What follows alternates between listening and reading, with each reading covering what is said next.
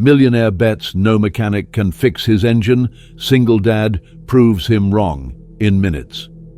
Nobody in Stone Creek expected a Bentley to roll up Main Street that morning, let alone one pulling a trailer with a logo no one recognized but would never forget.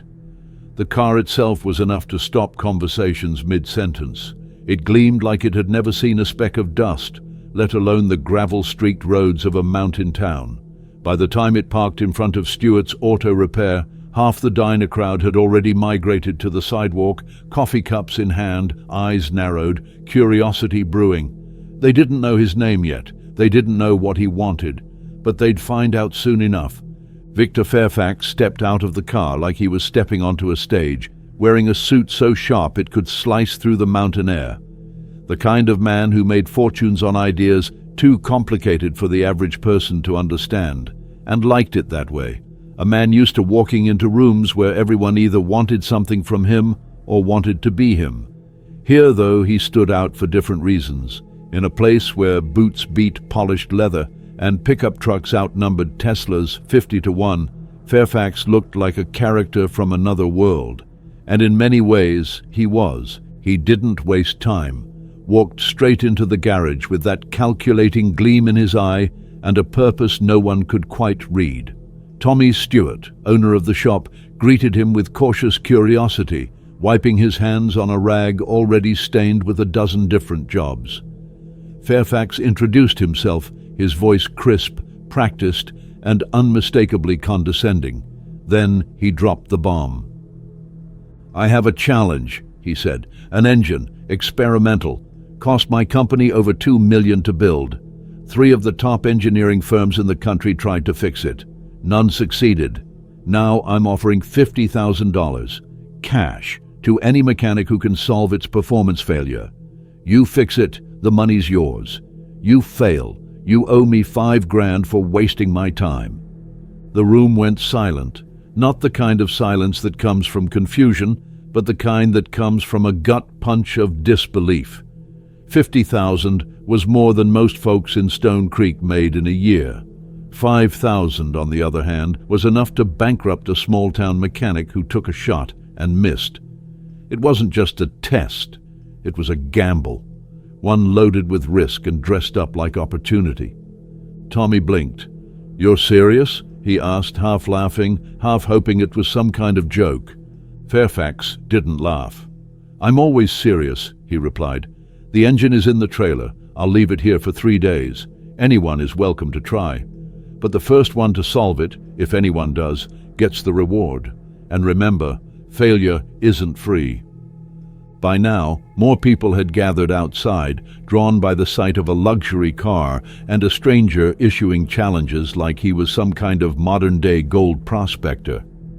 The trailer hissed open, revealing the engine, sleek, complex, and unlike anything these mechanics had ever seen.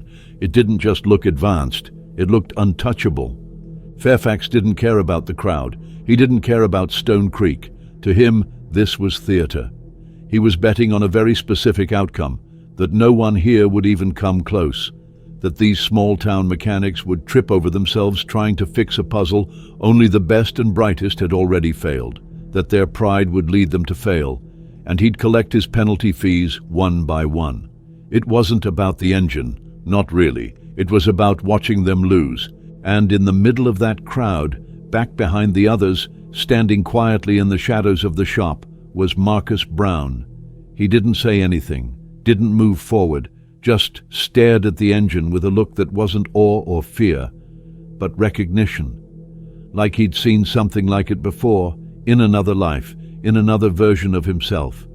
Nobody noticed him, but that was about to change. Marcus Brown never liked standing in the spotlight. He was the kind of man who worked with his head down, hands dirty, and thoughts kept to himself.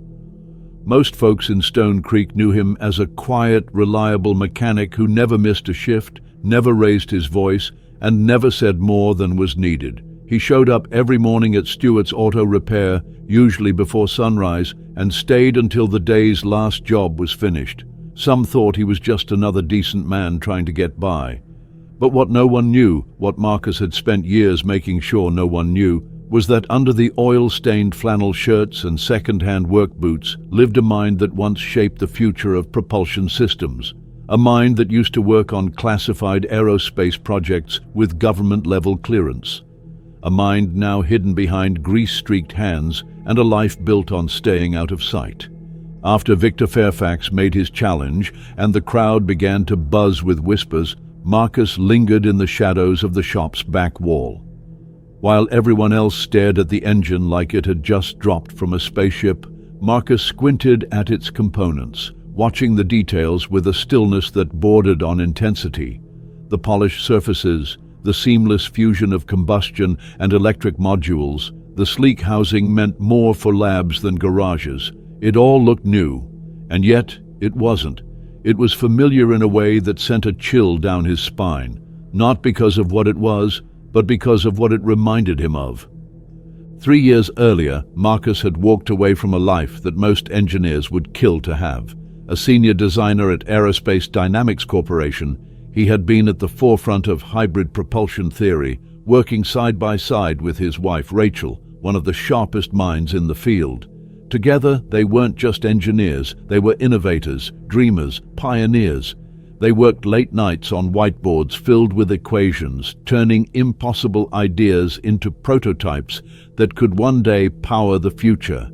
But dreams can crumble fast in the world of corporate engineering, especially when someone decides your research is worth more stolen than credited. One day, everything was moving forward. The next, it was gone. An accusation of intellectual theft, a boardroom betrayal, Rachel sick, his name blacklisted. Everything Marcus had built was taken from him and no one came to his defense. So he disappeared. Took what was left of his savings, packed up his daughter Isabella, and drove until the road felt like it couldn't reach him anymore. That road ended in Stone Creek. It wasn't flashy, it wasn't fast, but it was quiet. It was safe, and it was enough. Now, standing there, staring at Fairfax's engine, Marcus felt the past closing in. Not in memories, but in metal, wire, and code. There were parts of the engine he couldn't unsee. Techniques he recognized. Patterns in the design that whispered of stolen blueprints and research lifted from old papers. The very kind he and Rachel used to write. Fairfax hadn't just brought an engine to Stone Creek. He'd brought back the ghost of a life Marcus had buried. He looked around the shop, letting his gaze rest on Tommy, the gruff but kind-hearted owner who'd given him a job when no one else would. On Jake, the loyal tech who'd once offered to cover Marcus's rent during a tough month. On Bobby, the eager kid with big dreams and bigger mistakes. This shop had become a shelter, a sanctuary. And this challenge, this engine, it threatened everything. Not just Marcus's fragile peace, but the illusion he'd maintained so carefully that he was just a mechanic, nothing more. As the crowd dispersed and Fairfax's trailer door closed with a hiss, Marcus quietly returned to his workbench, pretended to be busy organizing tools he'd already cleaned. But in his mind, he wasn't in Stone Creek anymore. He was back in that lab with Rachel, back in the days of formulas, prototypes, and silent wars waged in boardrooms. The problem Fairfax described, it didn't sound like some random mechanical glitch.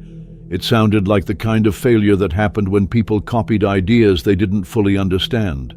The kind of flaw you couldn't see unless you knew what to look for. And Marcus did. He always had. Still, he said nothing. Not to Tommy, who passed by with a worried glance. Not to Jake, who was already doing the math on what $50,000 could mean for a struggling garage. Not to the crowd still buzzing outside, because Marcus wasn't ready to step back into that world. Not yet. But as the day went on and the buzz around town grew louder, the silence in his head did too. He could ignore the gossip.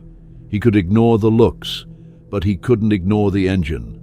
Not when every bolt, every circuit, every subtle design flaw called out to him like an unfinished equation. Not when that machine was more than a puzzle. It was a message, and it was meant for him. That night, Marcus barely slept. He lay in bed staring at the ceiling, listening to the soft rhythm of Isabella's breathing down the hall and thinking about the engine, the way the components had been arranged, the way the electric and combustion systems intertwined. It wasn't just familiar, it was personal.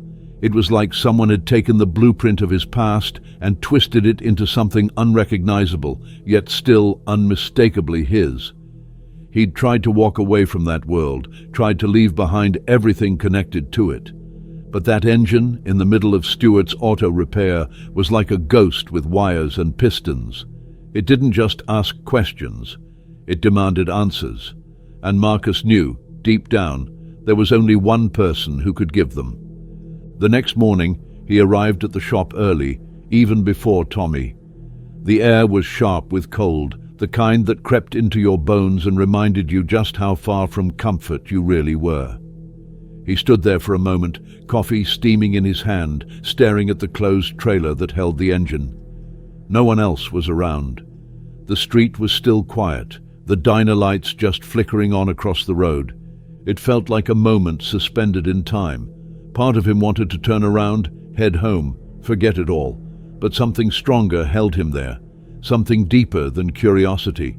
It was responsibility, because if what he suspected was true, if that engine was really built on the foundation of work he and Rachel had pioneered, then he wasn't just looking at a challenge. He was looking at the theft of a legacy. Years ago, when Marcus and Rachel had started sketching out the first concepts of hybrid resonance control, it had been purely theoretical. They were chasing ideas that most engineers didn't even know how to define, much less solve. Late nights, take-out dinners, whiteboards filled with abstract equations. It was all part of the grind. But they had something rare: synergy. Where Marcus saw systems, Rachel saw patterns. Where he calculated, she intuited. Together they pushed boundaries. They'd submitted papers, given presentations, even filed a few patents. But they'd never gotten to finish what they started. Not before the betrayal. It began with a promotion that never came. A lead role given to someone else. Someone with less experience but better connections. Then came the accusations. Claims that Marcus had taken proprietary data home, that he'd leaked ideas. Nothing was ever proven. But in the cold logic of corporate politics, proof wasn't necessary. Doubt was enough.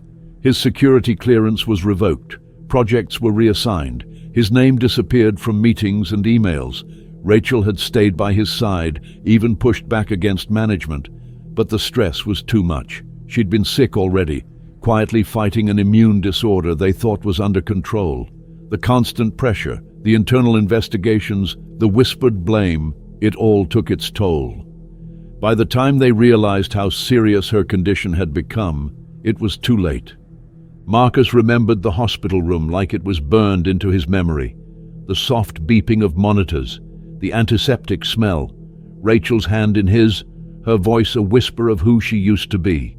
In those final moments, she made him promise one thing: not to go back, not to waste his life chasing redemption in a world that would never give it to him. She asked him to take Isabella somewhere safe, somewhere quiet, to give her the kind of life they'd never had the chance to live.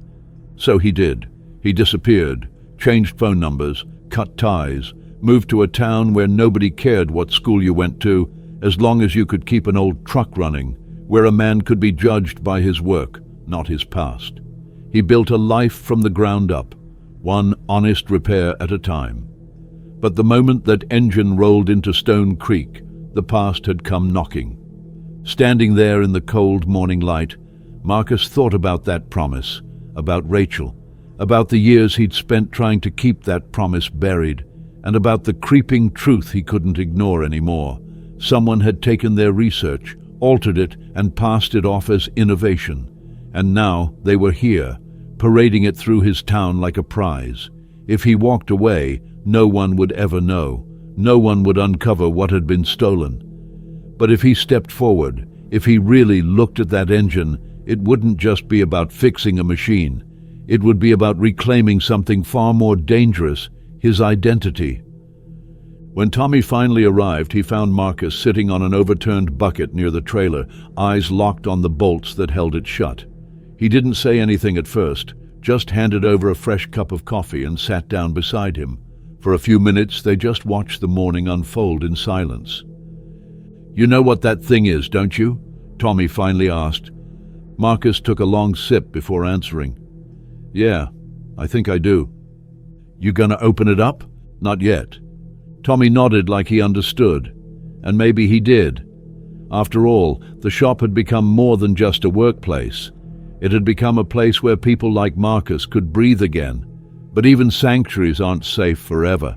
Eventually, the truth demands attention. Eventually, the past catches up. Marcus stood and walked to the edge of the trailer, resting his hand on the cold metal. His reflection stared back at him, distorted by the curve of the panel. A mechanic's face. But behind that, something else, something he hadn't looked at in years. He didn't open it. Not that morning. But he knew he would. Maybe not for the money. Maybe not even for justice. But because deep down, he needed to know the answer to a question that had haunted him ever since Fairfax appeared.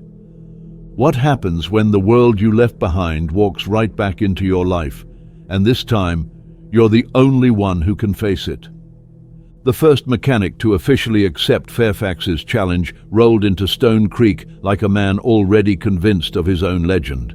His truck, a roaring silver beast emblazoned with decals from high-end tool sponsors and racing brands, pulled into Stewart's auto repair mid-morning with the kind of swagger that made it clear this wasn't just a job to him, it was a performance.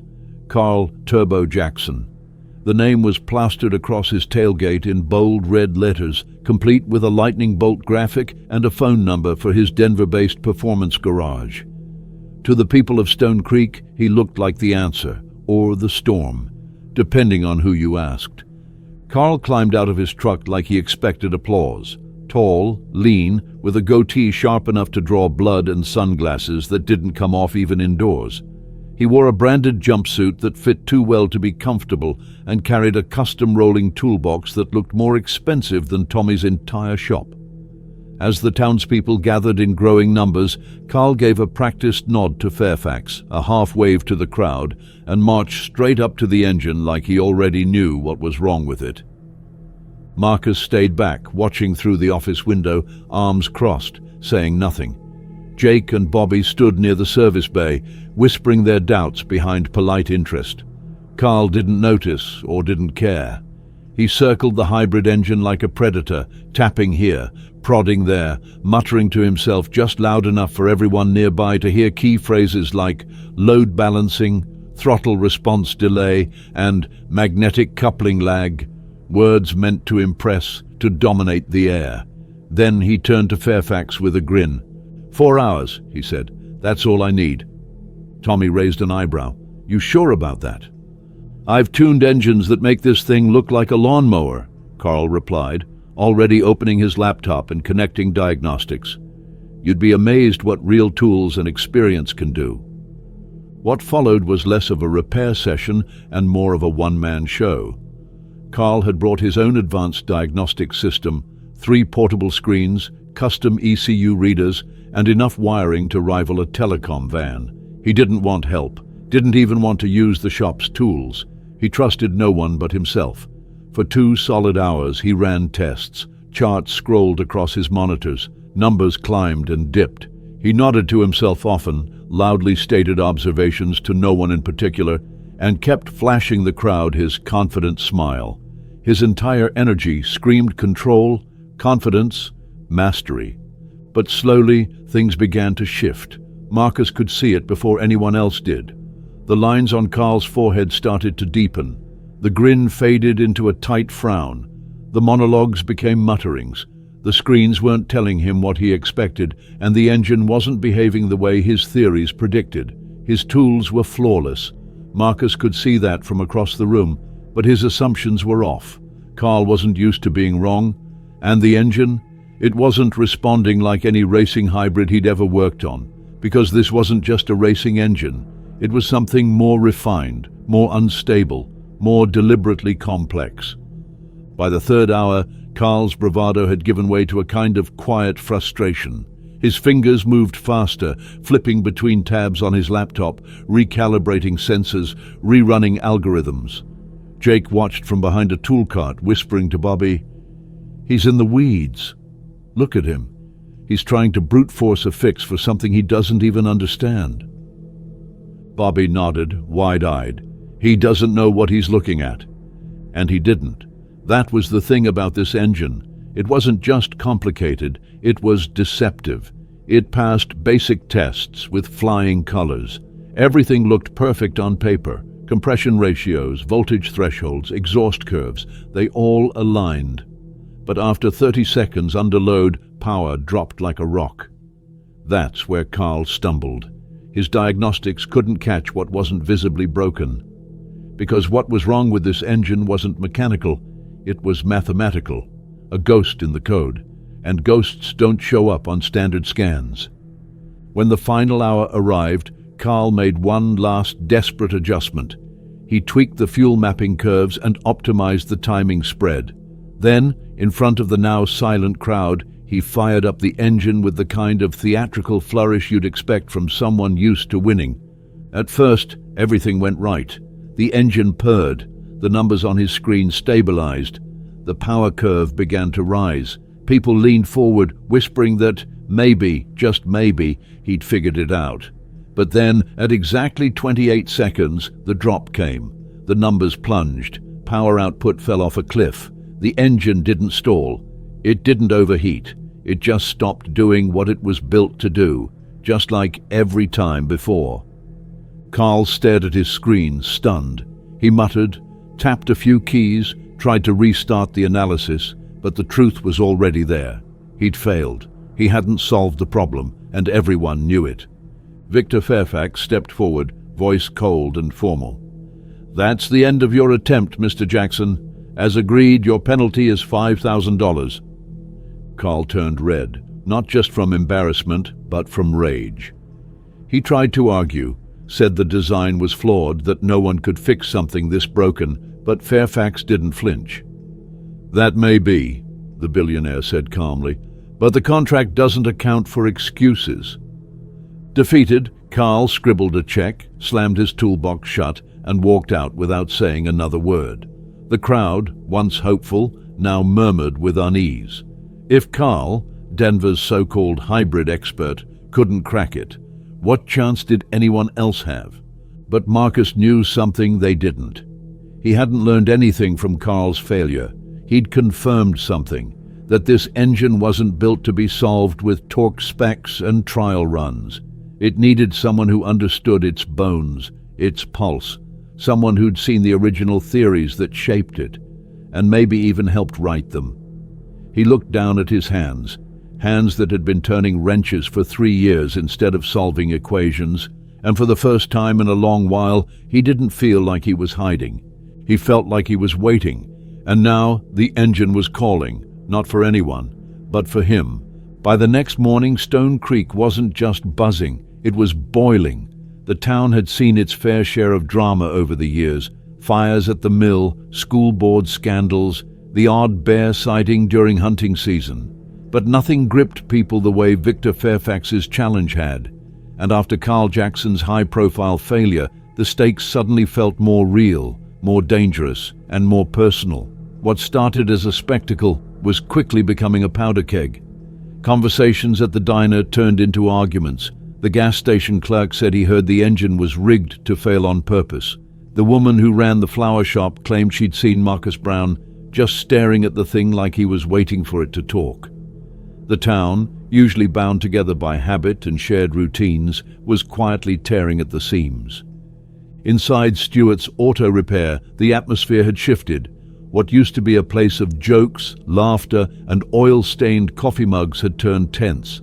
Customers still came in, but they looked around more carefully, peered toward the engine in the corner like it was something radioactive. Even Tommy, usually calm under pressure, had started rubbing his temples more often. He kept the books open longer at night, kept staring at the overdue notices piling up in the office drawer. When he talked to Marcus, he didn't say much, but his eyes said everything. They said they were running out of time. Out on the sidewalk, word was spreading that other garages were considering taking a shot. Peterson's, their longtime rival across town, was the first to speak up. Old man Jim Peterson had turned the challenge down flat, calling it a trap for fools, but his son Kenny saw an opportunity. Kenny had always fancied himself a step above everyone else in town, drove a new truck, wore polo shirts to work, bragged about watching TED Talks. He said he was talking to the bank about a small loan to cover the entry fee.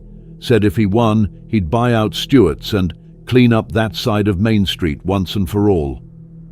Other names followed: Jerry from Cedar Falls, Max from Junction Hill. Everyone within driving distance who'd ever turned a wrench was suddenly dreaming of 50 grand and national headlines. But that $5,000 penalty loomed like a shadow over every conversation. For some, it was a gamble. For others, it was their truck payment, their kids' tuition, their mother's medical bills. And the more desperate people got, the more twisted the idea became. They started talking about pooling their money. A community fund. Everyone chips in, one mechanic takes the shot, and if he wins, everyone gets paid back with interest. But desperation doesn't breed good decisions. It breeds fear, mistrust, rumors. One floated through the diner that morning like smoke. Someone said Fairfax was going around asking about Marcus specifically, not just his work, his history, where he'd come from, who he really was. Carmen, who ran the diner and knew every secret in town, had overheard enough to know it wasn't idle curiosity. She brought the news straight to Tommy. "They're circling," she said, setting down a tray of coffee. "And he's the one they're watching." Tommy didn't say a word, just looked across the shop at Marcus, who was under the hood of a rusty Toyota, pretending like he hadn't heard, but he had, and inside he felt it all tightening, the town, the whispers, the slow unraveling of the quiet life he'd fought so hard to build.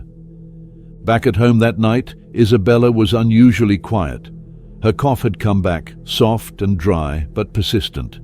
Marcus noticed she'd stopped using the stairs without holding the railing, not because she was tired, but because she was pacing herself, like she'd learned to ration her breath.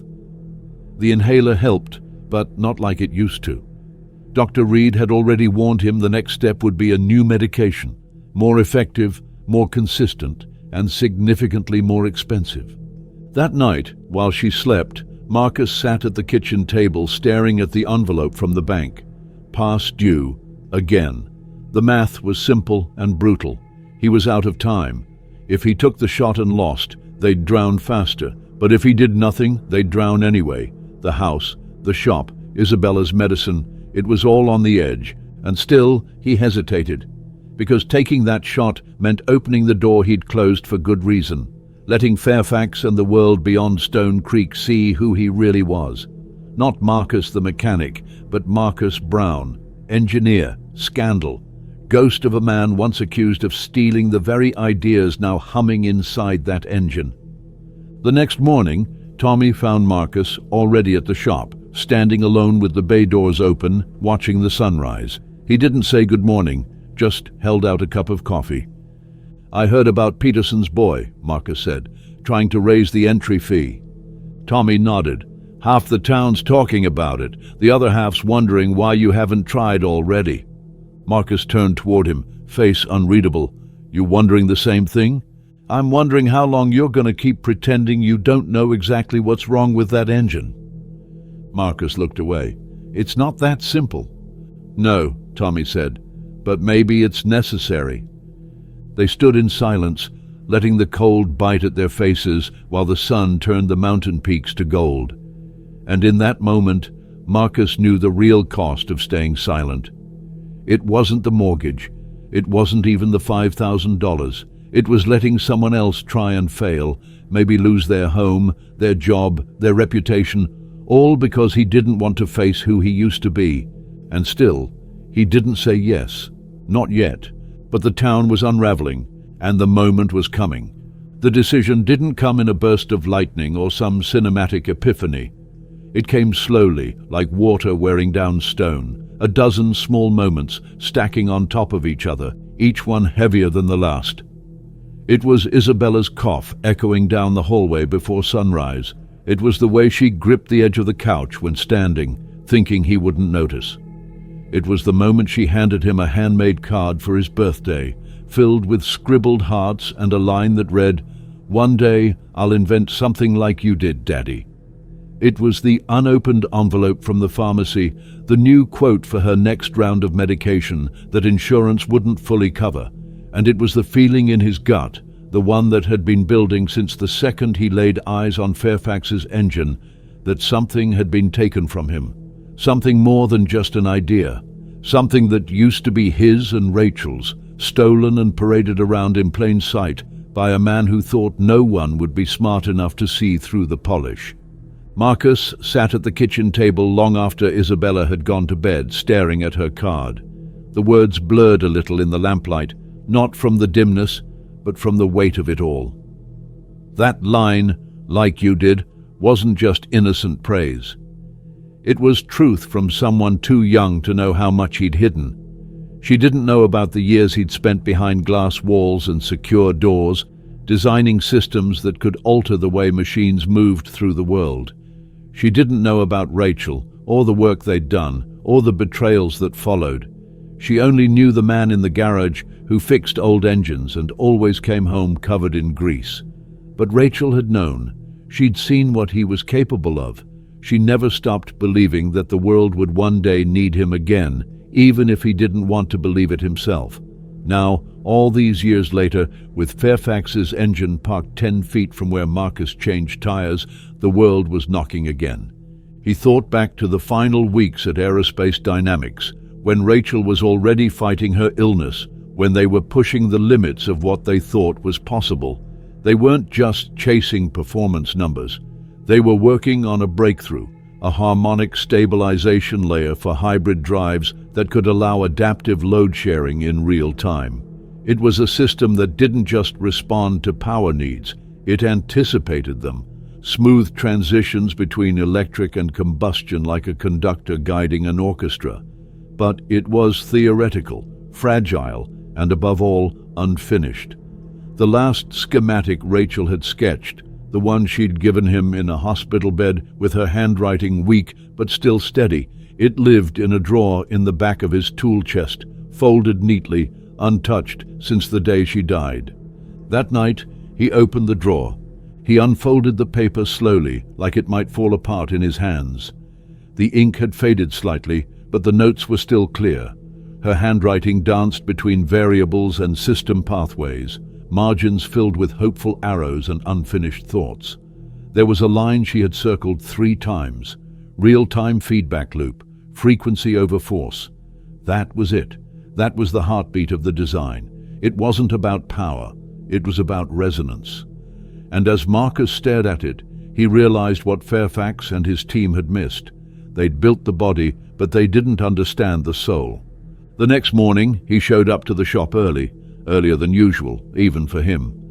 Tommy was already there, sipping his coffee by the front desk, pretending not to worry. Marcus didn't say good morning. He just walked to the corner of the shop, opened the trailer, and pulled back the tarp. Tommy watched him for a long moment before walking over. "You sure?" "No," Marcus said, "but I'm done hiding." By mid-morning, word had gotten out. Someone had seen him working on the engine, and the news spread like a spark in dry grass.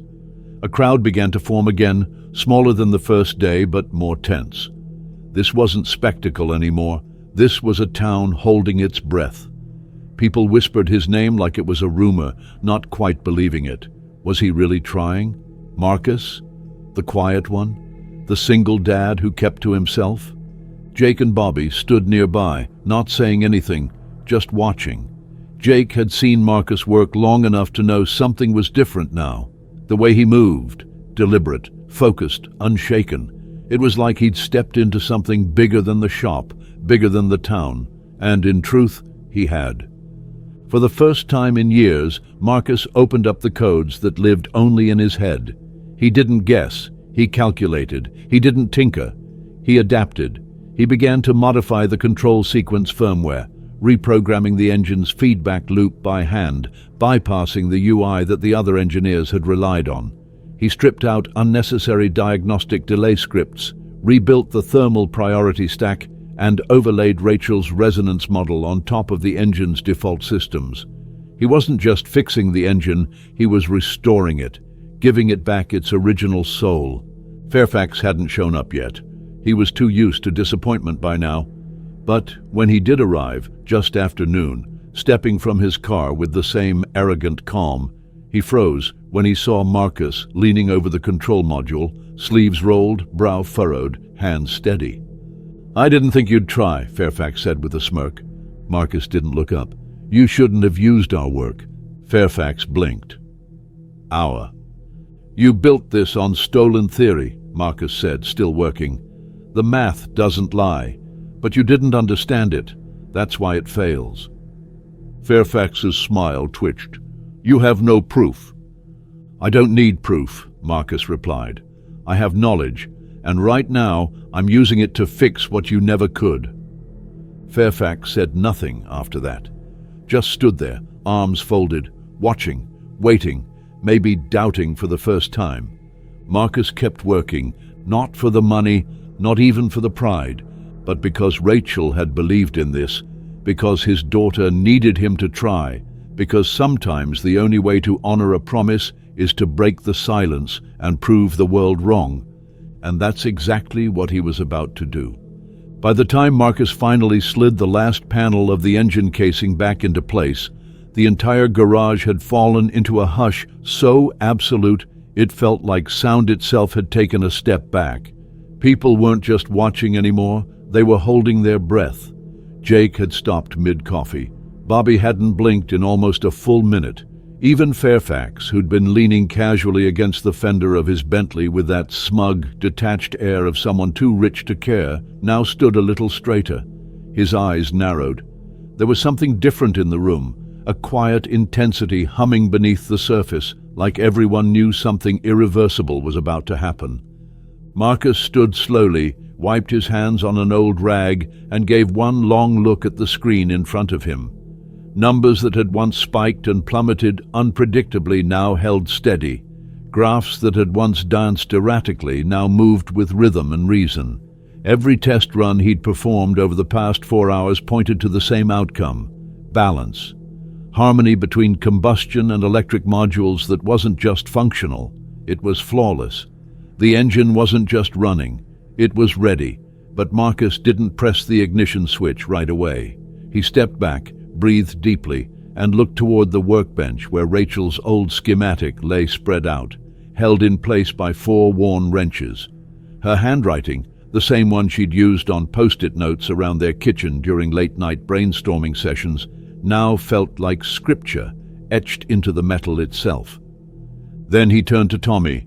"Fuel mix is balanced, temperature sensors calibrated, torque feedback loop adjusted. You got an external monitor?" Tommy nodded and grabbed an old portable display unit they used for heavy load tests. He wheeled it over and hooked it into the diagnostic relay.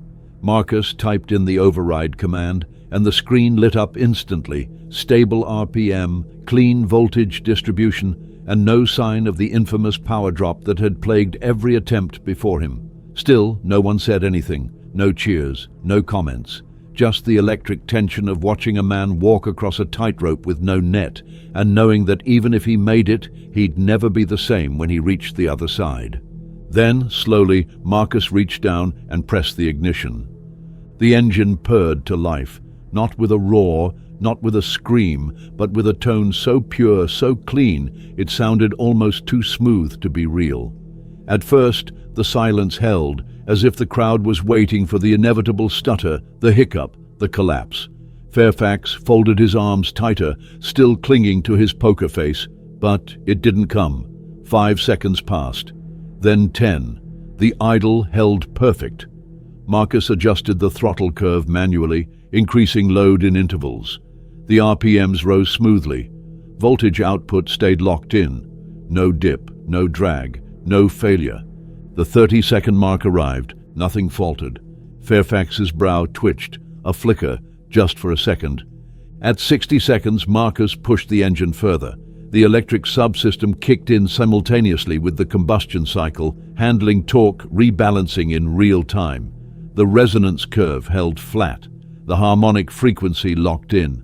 It was like watching a tightrope walker sprint across the wire. Fearless, balanced, free. That's when Rebecca Fairfax stepped forward. Until now, she'd been a silent observer, standing off to the side in a grey coat and dark jeans, arms crossed but not in defiance. More in analysis. She was younger than her father, but carried the same unmistakable aura of calculated control. Her gaze wasn't focused on the engine, it was on Marcus. "You're not a mechanic," she said softly, but loud enough for everyone to hear. Marcus glanced at her. "Not anymore. You knew the frequency conflict before even opening the shell. That system loop wasn't public, not even to our internal teams." "I didn't need to read your specs," he replied. "I helped write the theory 10 years ago." Rebecca blinked, lips parting slightly. "You're Marcus Brown." It wasn't a question, and in that moment, the entire garage seemed to shift. The silence turned heavy. Tommy exhaled sharply. Jake looked at Marcus like he was seeing him for the first time. And Fairfax. His jaw tightened ever so slightly, not in recognition, but in dread, because the name Marcus Brown didn't belong to a mechanic in a backwater town. It belonged to a man who once stood at the edge of the future, a man whose work had disappeared under a cloud of scandal, only to reappear now, hidden beneath the hood of a $1 million prototype. Rebecca stepped forward, more curious than confrontational now. "The stabilizer algorithm, it's yours, isn't it?" Marcus nodded once. "Mine and Rachel's, but you already knew that, or at least you suspected. You used her signal harmonics in your load balancing model. You just couldn't make it stable because you didn't know how she finished it." Rebecca's face softened. There was no arrogance in her expression anymore, just respect, and something close to guilt. Fairfax, on the other hand, didn't move. His face was stone, but the color in his cheeks had drained. Marcus turned to him. "You stole it. You took a theory meant to solve a global efficiency crisis and tried to bury it under corporate patents and branding. You didn't understand the design. You just saw a shortcut." Fairfax didn't deny it. "You abandoned your work. It was sitting in a dead archive." "It was stolen from a dying woman," Marcus replied, voice low, steady, but sharp enough to cut glass. "And you thought no one would ever come looking." No one in the garage spoke for a long moment. Then the engine let out a soft, mechanical tone. Diagnostic complete. All systems stable. Efficiency rating, 100.3% baseline over 40 seconds of dual-mode engagement. Perfect. Beyond perfect. Impossible, according to the specs Fairfax had once told reporters. Tommy stepped forward and crossed his arms. "So what now?" Fairfax didn't answer. He turned and walked toward his car, not in anger, but in cold retreat. The challenge had been beaten, not just by a mechanic, but by the ghost of a legacy he tried to erase. Marcus didn't smile. He didn't celebrate. He just looked back at the engine, not as a victory, but as a memory made whole again. Somewhere, somehow, Rachel was smiling. And in that moment, Stone Creek remembered the name Marcus Brown, not the scandal, not the disappearance, but the genius who'd once built the future and had just done it again in a garage lit by nothing but honesty, grief, and grit. Rebecca didn't leave with her father. She stood in the garage long after the Bentley had disappeared down Main Street, engine purring like it had nothing to be ashamed of. Fairfax hadn't said another word after Marcus laid the truth bare. He didn't argue, didn't threaten. He didn't have to, because somewhere deep in his gut, he knew this wasn't a man he could intimidate, not anymore. Not with contracts or lawyers or quiet settlements. He'd been beaten not just by knowledge, but by principle. And that kind of defeat has a different sting. It lingers longer because it's personal. But Rebecca had watched it all unfold, not just with the eyes of an engineer, but with the eyes of someone who understood the depth of what had just happened. She approached Marcus cautiously, not with hesitation, but with purpose. The kind of purpose that says, "I know what I've done, or at least what I've been a part of, and I'm not going to pretend I don't." There was a quiet in her voice when she spoke, a softness that hadn't been there earlier. I read your papers, the ones that didn't make it to the public journals. I found them buried in internal databases when we were calibrating the third-gen prototype. I didn't understand all of it at first, but I saw enough to realize the theories we were building on weren't original. They were yours and hers. Marcus didn't respond right away. He was wiping down his tools, carefully placing each one back into the drawer, like returning something sacred to its resting place. When he finally looked up, his expression was unreadable. "You knew, and you still used it." Rebecca nodded. "I didn't have the whole picture, not at first. My father kept it vague. He said the models came from a failed division, legacy data, unclaimed patents, abandoned work no one wanted. But when I saw the load balancing error, I knew that wasn't true. That wasn't just forgotten research. It was sabotaged understanding. And when I traced the algorithm structure, it was clear someone had tried to copy a language they didn't speak." Marcus leaned against the workbench, arms folded. "And you just went along with it?" "I was 23, she said, voice a little tighter now. "Fresh out of MIT, thrilled to be leading a team that was supposed to change the world. I wanted to believe we were building something revolutionary, and when I started asking questions, real questions, they gave me promotions, moved me to a different team, redirected the work. But I didn't forget. I kept those files, I kept digging, and when your name surfaced, even faintly, I knew I had to see it through." "Why not say something?" Marcus asked. "Why not blow the whistle?" She sighed, and the weight of it seemed to settle in her shoulders. "Because I didn't want to be the daughter who took down her father, and because I didn't have proof that could survive a courtroom. All I had were suspicions and corrupted files, until today." Marcus didn't offer comfort. He didn't nod or forgive her. He simply stared, letting the silence do the work, and she didn't shrink from it. She stood there, facing it, absorbing the guilt and accepting its shape. Then she reached into her bag and pulled out a slim drive, no bigger than a thumb. "This has everything: internal memos, project notes, transfer logs, a complete history of the hybrid stabilization project and how it was stripped down, renamed, and filed under a new team. It's yours now." Marcus looked at it but didn't take it right away. "What am I supposed to do with this?" "Whatever you want," Rebecca said. "You can expose it, you can sue, or you can bury it again.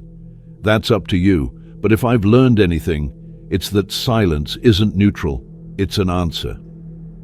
He finally reached out and took the drive, not like a man grabbing a weapon, but like someone accepting a responsibility he didn't ask for and couldn't avoid. He set it down gently next to Rachel's schematic and looked away for a long moment. "You know," he said quietly, "Rachel used to say that if something you build ends up in the wrong hands, it's still your responsibility. No matter how far you run, no matter who steals it, you can't pretend you didn't have a hand in what it became." Rebecca nodded. "And what do you think it became?" Marcus thought about that, about the engine, about the technology that could change energy systems around the world if used right, or corner markets and crush competition if used wrong. He didn't answer her question, not directly, but the look in his eyes said it all. It became something worth fighting for. Jake and Bobby hovered in the background, quiet but clearly listening. Tommy leaned against the wall, arms crossed, watching his friend like someone who had known all along this moment was coming. Marcus glanced around the room, felt their eyes on him, not with judgment, but with something like reverence. And that was the part that stung the most.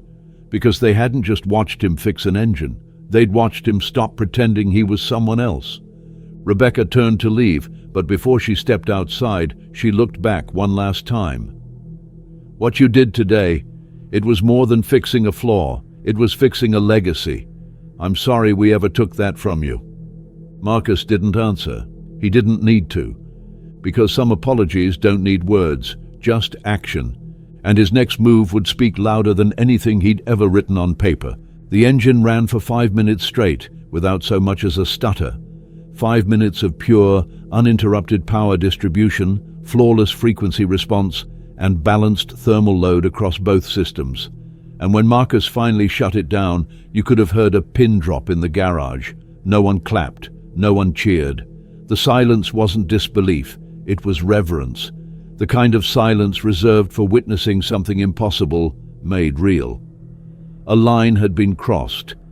Not in theory, not in spreadsheets or labs, but right here, in a small-town garage where the future had been quietly rewritten by a man no one had expected and everyone had underestimated. Fairfax didn't come back. He didn't have to. Word spread before he could even get halfway back to the city. Within hours, social media was ablaze. Someone had filmed the engine test and uploaded it under the title, "Small-Town Mechanic Fixes Billionaire's Impossible Engine." Within minutes, it was being shared, commented on, dissected by engineers, journalists, and skeptics. And within hours, everything changed. At first, Marcus tried to ignore it. He kept his routine, opened the shop like always, drank his morning coffee on the bench out front while the sun crept over the mountains. But nothing felt the same. Trucks lined up around the block, not for oil changes or tire rotations, but just to see the man who had done what no one else could. Industry experts called the shop. Magazine editors reached out for interviews. A well-known tech reviewer offered to fly in and document the miracle mechanic of Stone Creek. And buried in the avalanche of emails was one from an international patent arbitration board. It had been flagged for Marcus's name and forwarded through channels he didn't even know existed. It wasn't fan mail. It was a summons. They'd seen the footage. They'd seen the engine. They'd reviewed Rebecca Fairfax's confession and the flash drive she left behind. And they were ready to talk royalties, not just for past use, but for ongoing exploitation of patented hybrid power algorithms that bore his and Rachel's names. Names that had been stripped from the filings nearly a decade ago and replaced with internal codes and fabricated project teams.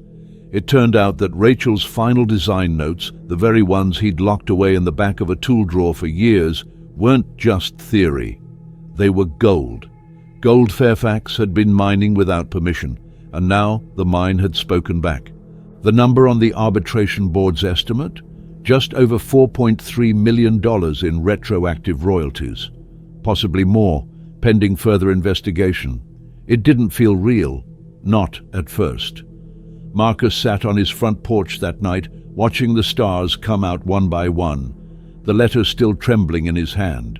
He didn't smile, he didn't shout, he just stared, as if the sky might hold the answer to the question still quietly burning inside him. What now? He could pay off the house, of course, secure Isabella's medical care for years to come, rebuild the garage, expand it, hire more hands, maybe even open a second location. But the truth was, none of that was what kept his heart racing. What shook him was the knowledge that the thing he and Rachel built, the idea they'd nurtured through sleepless nights and shared notebooks and whispered dreams, wasn't gone. It hadn't disappeared into the void. It had survived, and now it was out in the world, working, living, proving them right. That night, Isabella came out onto the porch and climbed into his lap.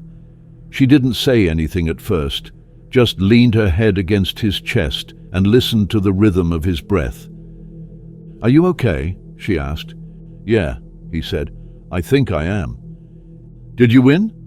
He looked out at the road, at the shop across the street with the lights still glowing, at the town that had watched everything unfold and stood by him when they could have turned away. "I think we all did." The next day, Rebecca returned. She wasn't dressed like the calculating executive anymore. No heels, no clipboard, just jeans, sneakers, and a windbreaker. She asked if she could walk with Marcus, and they took a slow path around the outskirts of town, where the trees stood tall and the road curved gently toward the hills. "I'm leaving the company," she said after a long silence. "I thought I could fix it from the inside, but it's too far gone, too many hands in the pot, too many people invested in keeping things the way they are." He nodded. "That's how they win. Make you feel like it's too complicated to fight." "I don't want to fight anymore," she said. "I want to build, for real this time, ethically, transparently. I've got a few investors, quiet ones, people who believe in open source tech. We're starting a new project, clean energy systems for developing regions. Lightweight, low cost, fully modular. The kind of thing you and Rachel used to talk about in your early drafts. If you're interested."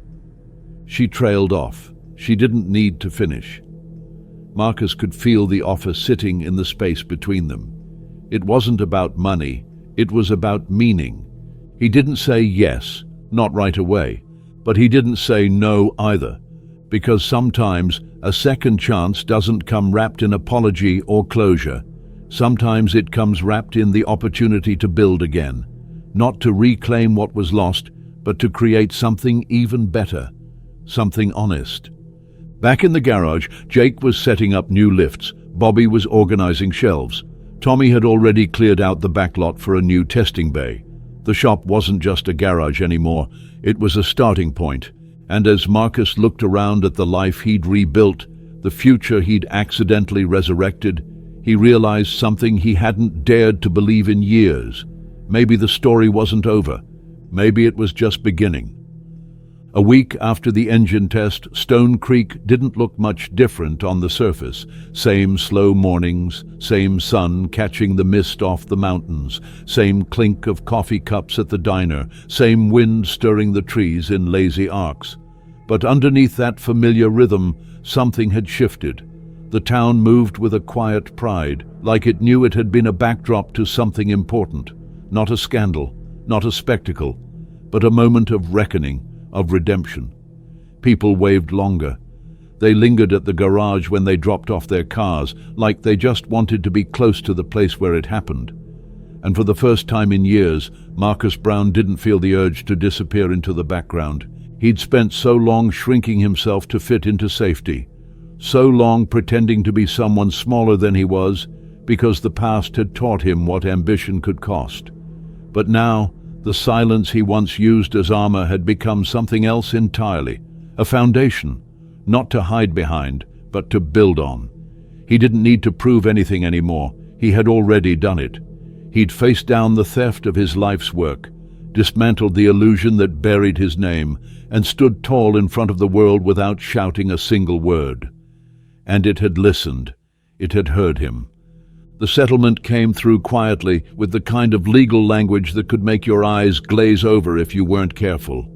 Fairfax's lawyers tried to keep it sealed, tried to keep it quiet. But it didn't matter. The numbers spoke for themselves. Royalties for 5 years of unauthorized implementation. A full retraction and reattribution of Rachel's theory in the international database. An agreement to include Marcus Brown's name as co-architect in all future literature, product documentation, and technical journals related to the hybrid model. It was more than money. It was a restoration of truth. And yet, he didn't spend it like a man trying to buy back lost time. No new house, no flashy truck. He fixed the roof, repainted the garage, replaced the cracked sidewalks around the playground where Isabella liked to draw chalk rainbows. Quiet things, purposeful things. He upgraded the equipment in the shop, bought new diagnostic tools, and gave Jake and Bobby their first ever bonuses. When Tommy tried to argue, Marcus just smiled and said, "You kept this place running when I couldn't speak. It's yours as much as mine." He built a small lab in the back room, nothing grand, just enough space for a few whiteboards, some circuit benches, a couple of terminals. Not to go back to the world he left, but to explore the one he still believed in.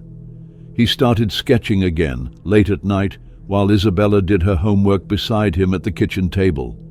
Designs for energy systems that weren't built for profit margins or product cycles, but for possibility, for places without power grids, for schools that taught by lantern light, for mothers who boiled water over open flames. Rebecca called twice a week, sometimes to check in, sometimes to ask for advice, always respectfully. Their new project was taking shape faster than either of them expected. Word had gotten out that she'd left her father's company, and not everyone believed the story, but Marcus didn't care. He'd watched her stand in that garage and admit the truth with her own voice. He knew what that cost, and he respected her for it. Isabella's health improved. Not overnight, not magically, but the new treatment regimen worked better. Her cough faded, her energy returned. She started drawing more, not just stick figures and houses, but diagrams, of machines, of systems, of things she didn't yet have the words to explain. One evening, Marcus found a sheet on the fridge where she'd sketched an engine with little arrows pointing to each part. She'd labeled it "Me and Daddy's Invention." He stared at it for a long time, longer than he meant to, because it wasn't just cute, it was familiar. She had her mother's intuition. Her lines curved like Rachel's used to when her mind was 3 steps ahead of the conversation. That weekend, Marcus took her up the ridge trail, just like they used to when she was smaller. The wind was stronger up there, the kind that clears your head whether you want it to or not. They sat together on the flat rock overlooking the valley, legs dangling over the edge, watching clouds drift like thoughts you haven't caught yet. "Are you still going to fix engines?" Isabella asked, chewing a granola bar. "Yeah," Marcus said. "I think I'll always fix engines."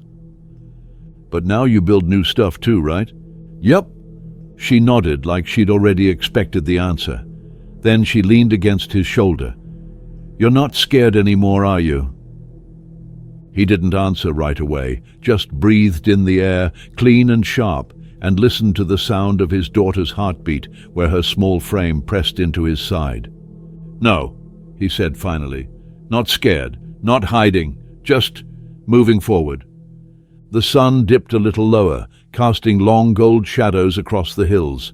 Below them, Stone Creek moved through the motions of another ordinary day, a town that had watched something extraordinary happen and somehow, without fanfare, kept on being itself. The world outside was starting to knock again, emails, interviews, offers. But Marcus wasn't rushing toward anything. He didn't have to. Because for the first time in a long time, he wasn't chasing redemption. He was living in it. And this time, he wasn't building alone.